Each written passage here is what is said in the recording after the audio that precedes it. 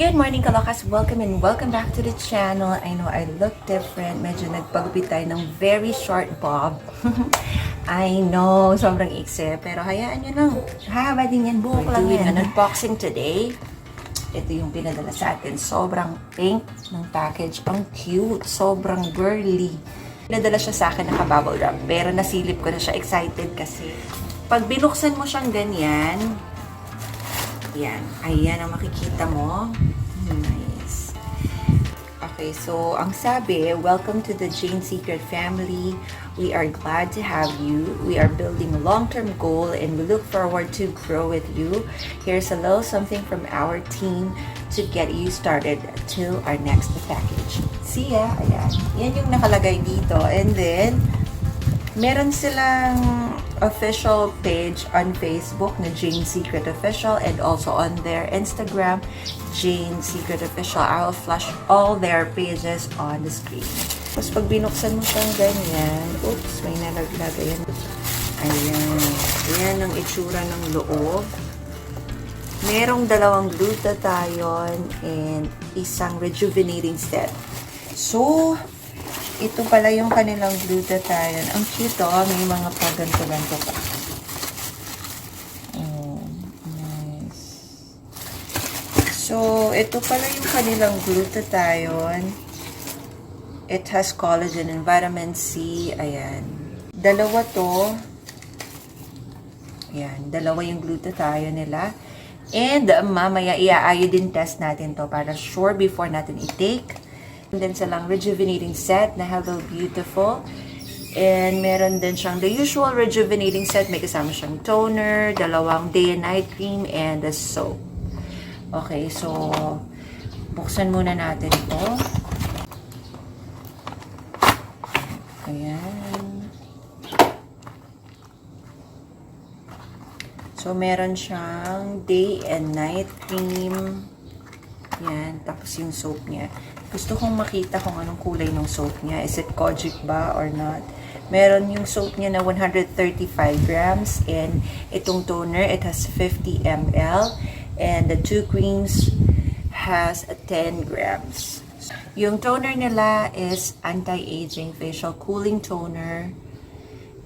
And sa likod, yung kanilang ingredients and instructions. Tapos, itong day and night cream naman, this is the Hello Beautiful Rejuvenating Night Cream. Yan, sobrang liit nung nakasulat sa likod. Ito yung night cream nila and this is the day cream. Madali nyo naman makikita kasi magkaiba sila ng takip. And yung day cream, it has Skin Shield Day Cream. So, ayan. Tapos, yung kanilang sabon, tingnan natin kung kojic to. Kasi usually, kapag ganito kojic yung laman. Pero I don't think so. Okay. Nabuksan ko na agad. Hindi pala to kojic. Kulay pink pala yung laman niya. So, amoy baby powder yung naaamoy ko dito. Sobrang mild. Parang amoy baby yung amoy. Ayan. Ayan yung itsura niya. So, meron na natin. Okay, again, 135 grams to. Okay, punta naman tayo dun sa glutathione nila. So, yung glutathione nila, it has collagen and vitamin C, food supplement, and it has 30 capsules, 500 milligrams. No approved therapeutic claims. So, dito nakalagay, suggested use, 1 capsule per day. Tapos, ang ingredients niya, meron siyang glutathione, 250 mg, fish collagen, sodium, ascorbate, coenzyme Q10, grapeseed. So, meron nga palang descriptions dito.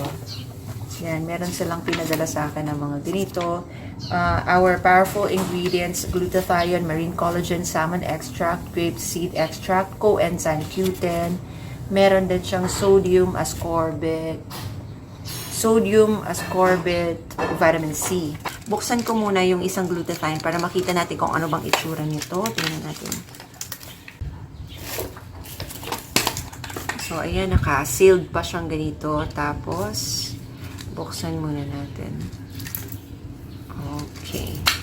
Yan. Pag binuksan mo siya, meron siyang naka-sealed dito na takip or papel para mas sure na hindi gamit yung product na ipadala sa'yo or walang bawas. Buksan natin. Okay, nabuksan ko na siya. Pagbukas mong ganyan, amuyin muna natin. Hindi ko masyadong maamoy. Okay, the normal smell of a capsule, hindi naman siya irritating yung smell. So, ganito yung itsura nung capsule niya. Parang off-white, tapos meron siyang blue dito. Ito naman sa likod ng box nung Rejuvenating Set nila, malinaw na malinaw yung directions with their drawings or naka-illustrate pa kung paano nyo gagamitin. Siyempre, the usual usage of Rejuvenating Set, which you have to cleanse and purify, then refresh and prepare, like the toner, ganyan. Tapos, the last step is to apply cream. Is it the day or the night cream? So, yun. And now, pupunta na tayo sa pag-check ng iodine test natin. So, ito yung iodine na gagamitin ko and ilalagay natin siya dito sa baso. Lagyan ko lang siya ng water.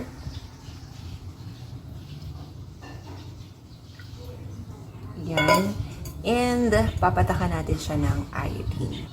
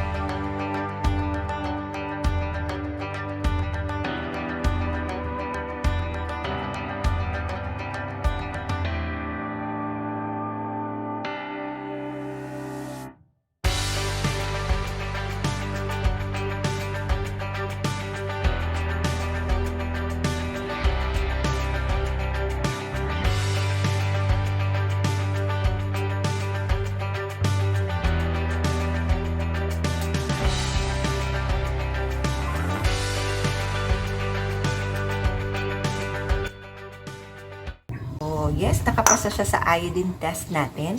So, ayun lang kalokas. Thank you so much for watching. See you again in my next one. Bye!